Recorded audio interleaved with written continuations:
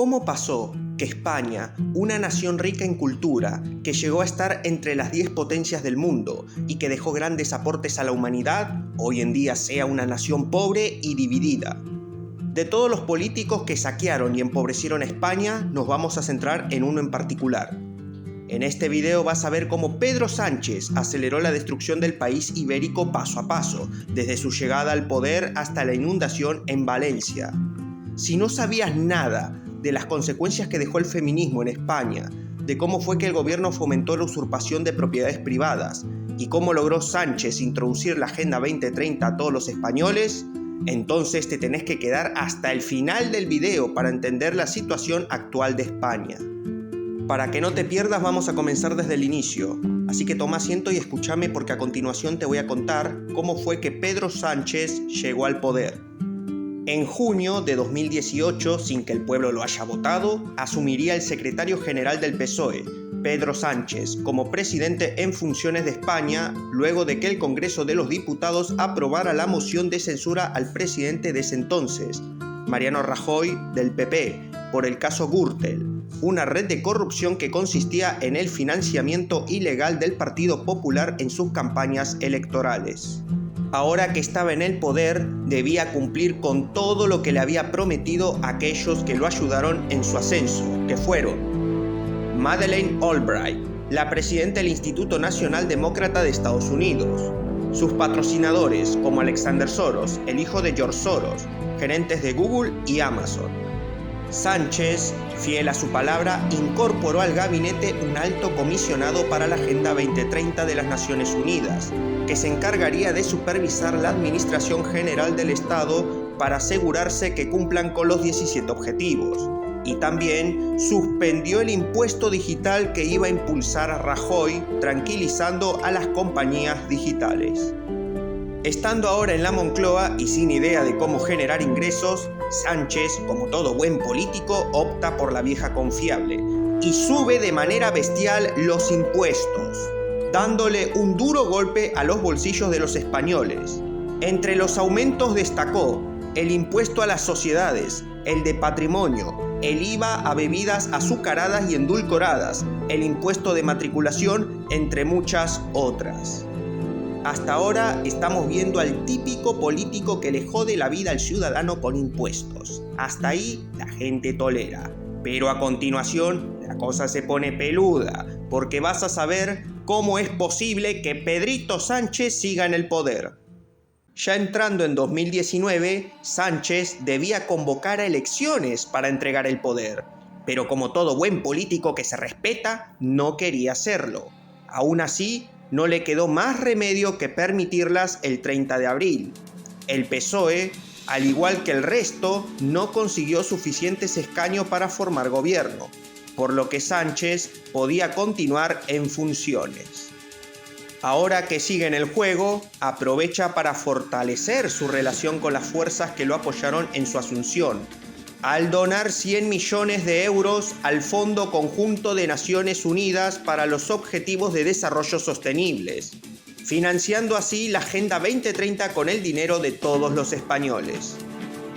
Para no quedar como un tirano, Sánchez permite que convoquen elecciones y en una jugada magistral, miembros del PSOE y de Podemos, que pasarían a llamarse Unidas Podemos, se reunieron a puertas cerradas y después de estar un rato charlando, Yolanda Díaz, Jaume Ansés y Enrique Santiago fueron a reunirse con los empresarios del presidente, con los que pudieron llegar a un acuerdo en donde harían gobierno junto a Pedro Sánchez y Pablo Iglesias, el líder de Unidas Podemos, como vicepresidente.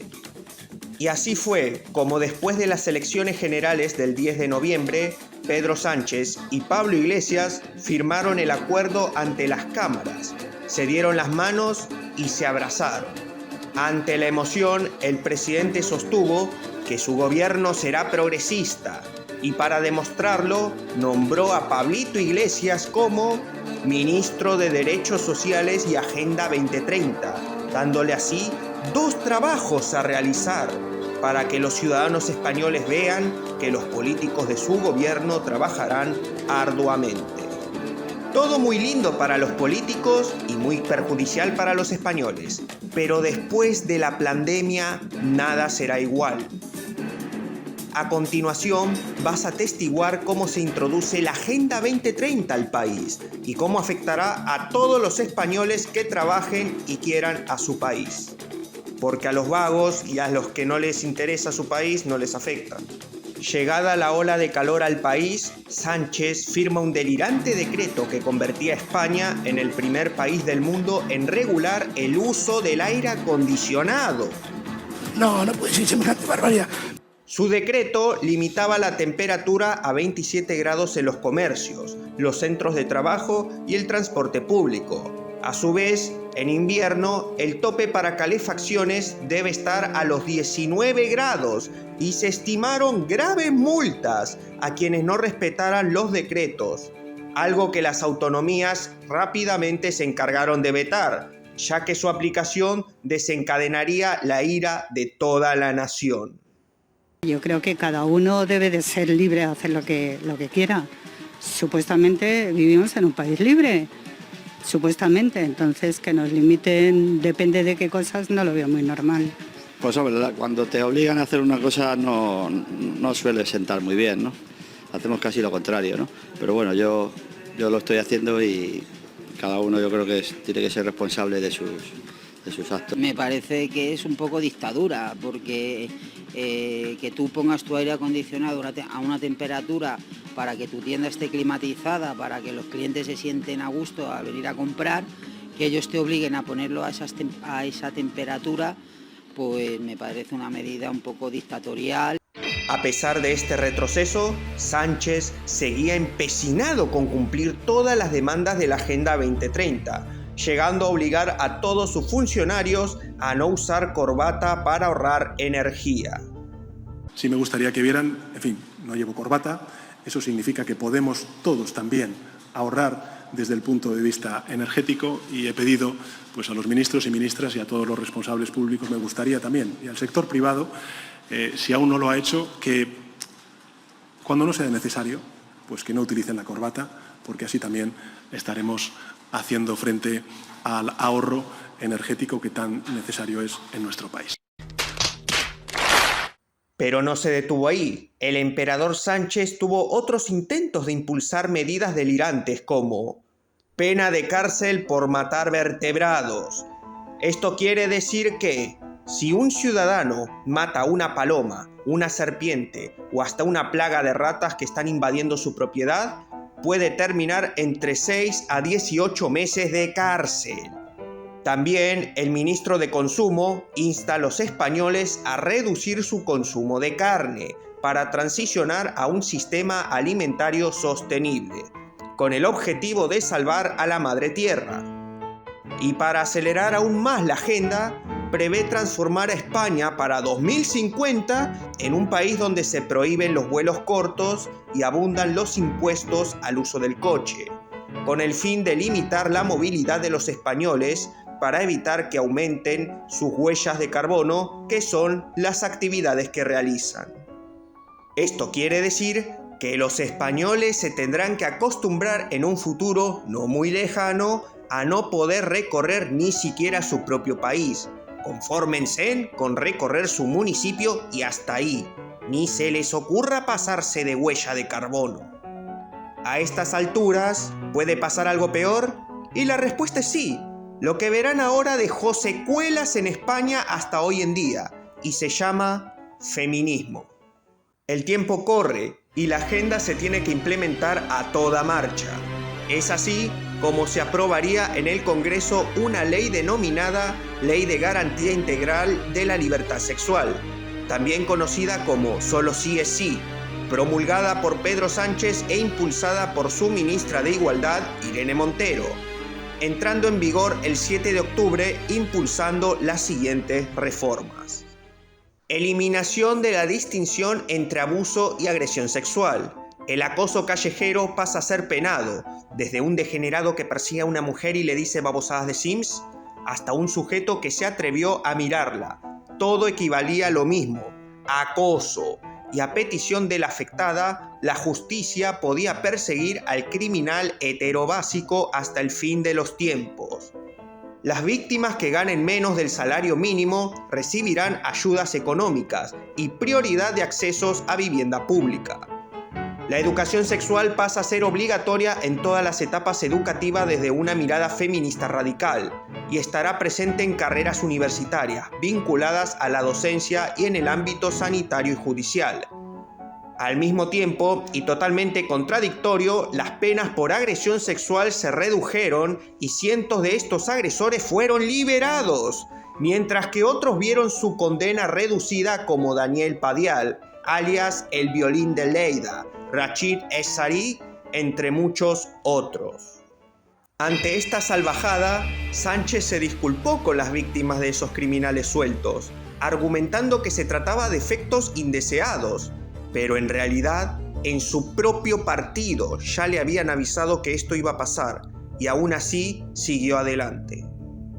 Sin darle tiempo a la gente para reaccionar, el gobierno saca una ley trans de la autoría de nuevamente Irene Montero, la cual determina la libre autodeterminación de género a partir de los 16 años, reconociendo que en los casos de menores de 16 y mayores de 14, incluso los que tengan 12 y 14, podrán proceder a tratamientos hormonales con autorización judicial y en contra de la voluntad de los padres, ya que esta ley argumenta que la autoridad científica es superior a la patria potestad.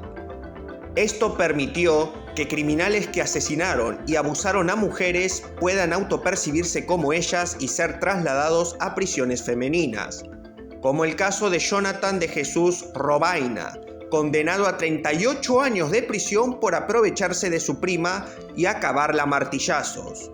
Una vez que cometió el delito, pasó a autopercibirse Loren y reclamó ser juzgada como mujer e ingresar a una cárcel de mujeres. Esta ley indignó tanto a los españoles que hasta en las manifestaciones del 8M del 2023 se leyeron carteles exigiendo la dimisión de Irene Montero y sosteniendo que se trataba de una legislación misógina. Gastando plazas.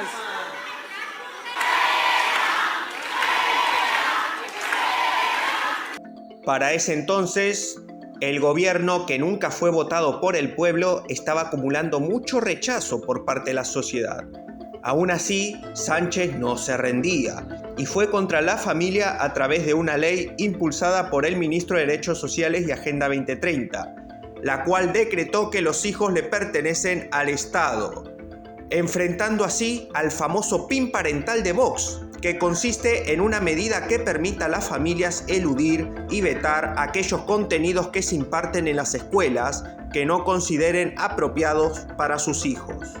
Implementándose por primera vez en Murcia, permitiendo a los padres tener el poder de autorizar que sus hijos vayan o no a las actividades de adoctrinamiento en identidad de género y cultura LGBT, la respuesta del Partido Socialista no se hizo esperar, y el mismísimo Sánchez publicó en Twitter asegurando que recurriría a los tribunales para impugnar al gobierno de Murcia. Incluso la ministra de Educación de ese entonces, Isabel Celaá, llegó a declarar que los hijos no pertenecen a los padres. Hemos de recordar que el derecho fundamental que asiste a toda persona desde su nacimiento. Por tanto, no podemos pensar de ninguna de las maneras que los hijos pertenecen a los padres. Para estas alturas, de seguro te estás ahogando en tu propia rabia, y más si sos español. Yo te digo que te calmes, porque aún quedan muchas desgracias por nombrar. ¡Ya basta, por favor, ya basta! Pero por favor, entendeme que es esencial que te demuestre esta desgracia para que sepas, ya seas español o no, de cómo operan los políticos hoy en día. Ya no solo roban, sino que ahora cumplen una agenda impulsada por los que realmente mandan. Dicho esto, toca meternos en el calvario de los ocupas. Ya para abril del 2023, el gobierno impulsó la Ley de Viviendas, que prácticamente defiende a los ocupas que invadan propiedad privada. Todo comenzó el 14 de marzo del 2020, cuando el gobierno, además de prohibir la libertad de circular, también impedía el desalojo de los inquilinos que estuvieran afectados económicamente por el coronas.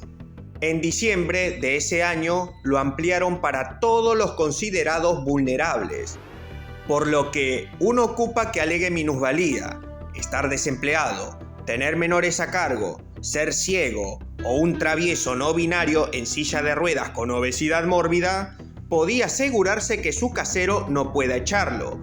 El resultado, unas 80.000 viviendas usurpadas. Eso no me lo esperaba. Ahora el gobierno tendría que arreglar las cagadas que hizo el mismo gobierno. Así que impondría las siguientes medidas para rajar de manera cortés a un ocupa. Si un propietario quiere recuperar su casa, dependerá si el gobierno lo considera un pequeño propietario o un gran tenedor. Si eres de los pequeños, el dueño debe certificar que no es un gran tenedor y demostrar que la casa en la que se ha instalado el ocupa es la primera vivienda de este. Ahora, si sos un gran tenedor, deberás demostrar que su ocupa no pertenece a la población vulnerable. De lo contrario, el usurpador gana. Casos así abundan en España, como el caso de la profesora de historia Rocío, quien era dueña de un chalet. Al irse a Estados Unidos para dar clases de castellano, alquiló su vivienda a una pareja, luego a estudiantes y por último a una mujer de 60 años que tenía a una nena de 4 años. Rocío, ya con pareja y embarazada, regresó a Madrid, anticipándole a la inquilina que no le renovara el contrato, a lo que ésta sacó la carta de ser una persona vulnerable y dejó de pagar. El resultado, que la profesora perdió su hogar ante una mujer vulnerable que se la puede ver en un Audi A3, llevando a la niña a un colegio privado de Aravaca y recibiendo a una señora de limpieza todas las semanas.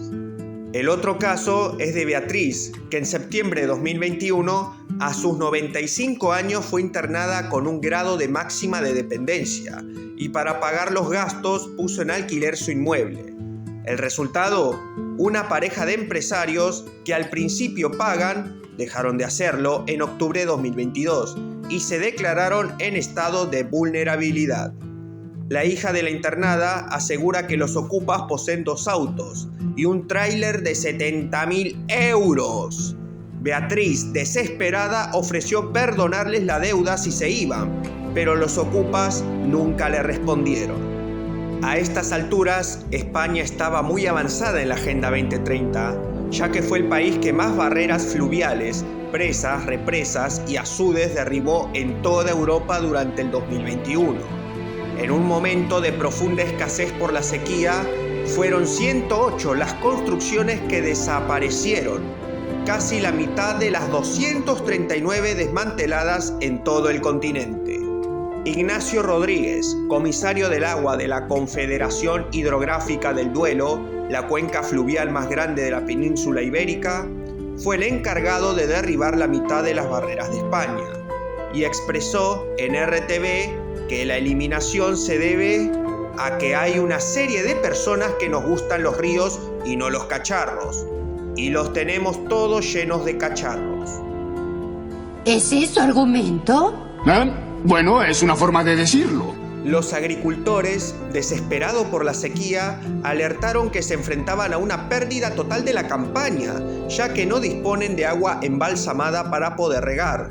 El gobierno respondió destruyendo embalses para garantizar que los ríos fluyan y los peces puedan circular libremente.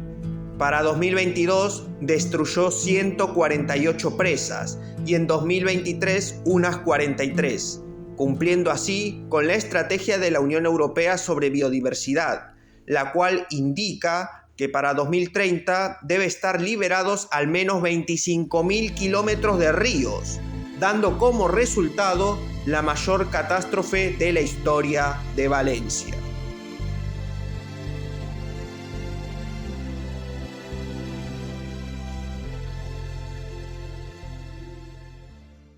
Pero no todo está perdido para España. Hay algo que esta gente sigue conservando, y es su cultura y su amor por la patria.